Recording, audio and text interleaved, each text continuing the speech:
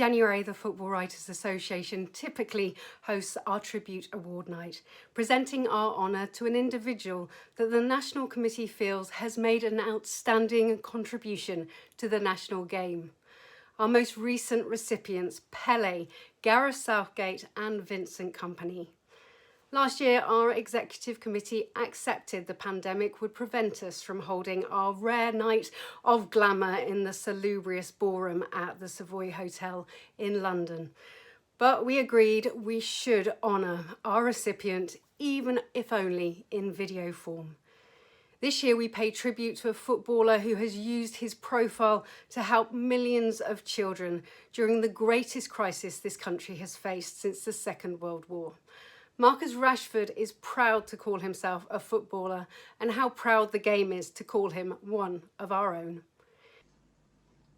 Marcus, to explain to you, the Football Writers Association Tribute Award traditionally is awarded to the greats of the English game at the end of their career. In 2021, the Football Writers Association Committee unanimously agreed to make you, Marcus Rashford, our youngest ever recipient of the Football Writers Association Tribute Award, in recognition of the extraordinary leadership drive and measured determination you showed to convince the government to extend the provision of school meals for vulnerable children. In context for you, Sir Bobby Charlton, George Best, Sir Alex Ferguson, Paul Scholes, and most recently, Wayne Rooney have been proud recipients of this award.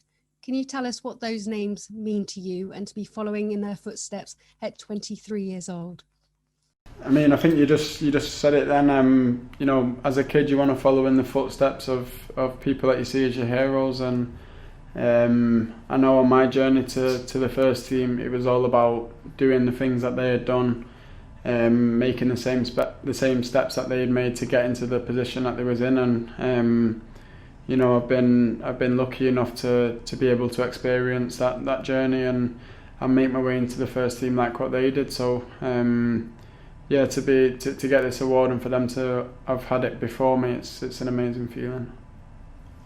Everyone has talked about the maturity you've shown beyond your years. How much has that maturity had to come from the fact that you left your family at 11 years old to join Manchester United a year earlier than the typical age for academy players so that you could be fed properly?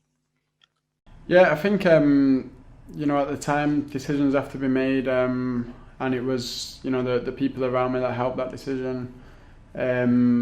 More simple and more easier. So I think part of it's just being a kid and understanding what's, you know, when the elder people around you are telling you what's best for you, you have to take note of it. And I remember at the time I wasn't too sure I wanted to go myself, but then after talking to them, I realised that, you know, they're right and it's an opportunity that I can't let go basically. And yeah, it's just maturity is a huge part of life, and growing up, especially being at a club like Man United, always in the spotlight. There's a million reasons why you have to be mature, but yeah, I'm pleased that I'm in the position that I'm in, and I just want to push my career to the next level now. Are you as relieved that you not only are providing meals now for these vulnerable children, that you're protecting their childhood?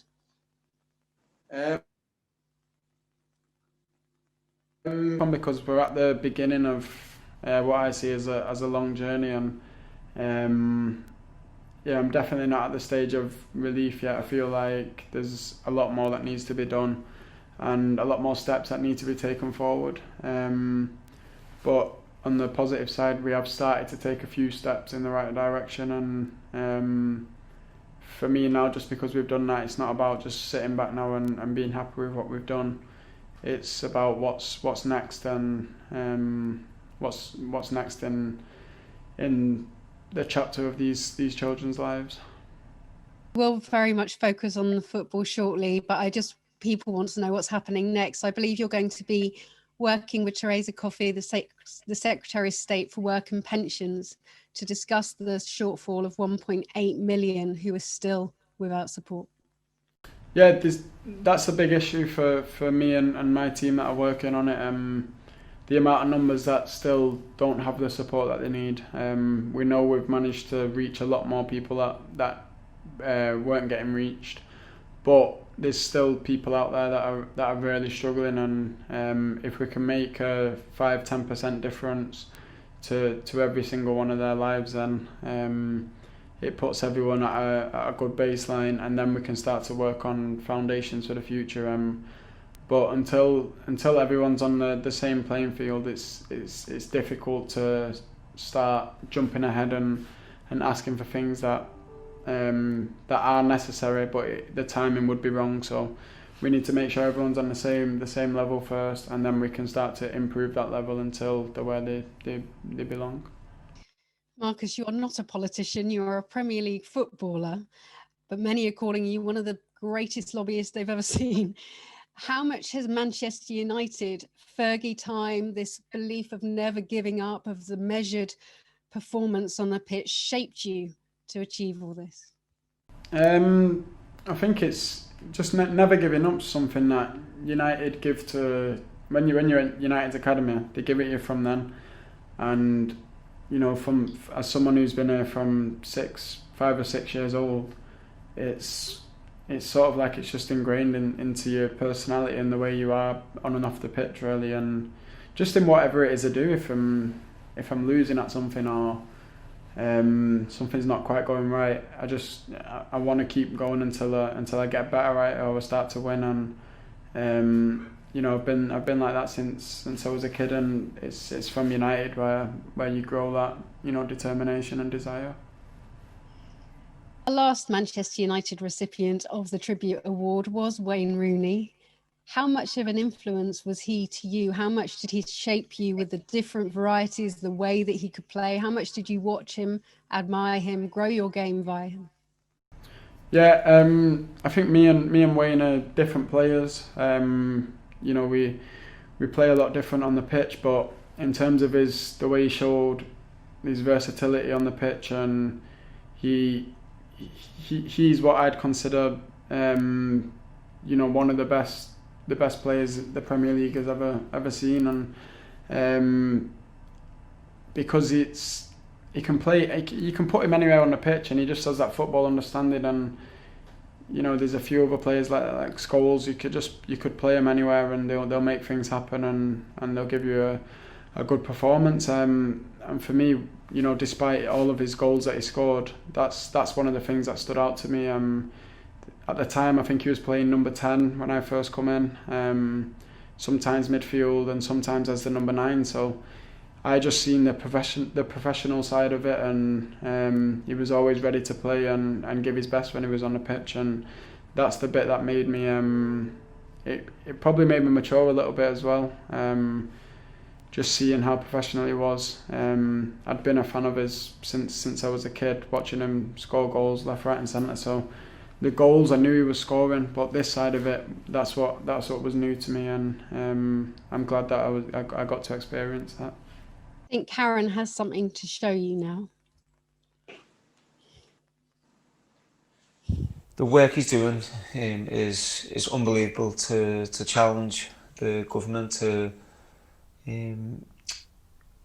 it's a big issue. It's a tough time for everyone. So for him to get that campaign up and running, and the free meals, the meals for the children, is massive, and it's needed that backing. Someone like Marcus Rashford to back that and get behind it and make sure that the kids know that whatever happens, they won't go hungry. So it's incredible, really, and I think it's a huge achievement from him. And as a player, he's a great player. He's got a real bright future, of course, and it's great to see him scoring more goals now. And he will be a massive player for Manchester United and England over the next 10 years. So it's good to see him developing, and I could see him being the next England number 9 in a few years.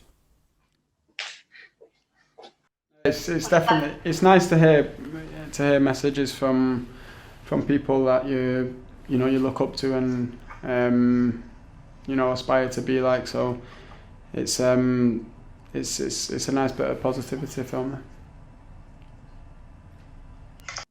Sir Alex Ferguson, I know a manager that you admired as a fan first of all. He wasn't there as you really arrived in your later years at the club. So what did it mean when you heard his voice at the end of the phone? Is that above and beyond the Prime Minister? Yeah, for me it was an unbelievable experience, and I think for me that's probably the only regret I've ever had in my career, never getting the chance to play under Sir Alex, and it's something that it's never going to happen now, but yeah, to be on the phone to him and just have 10-15 minutes conversation with him was amazing, and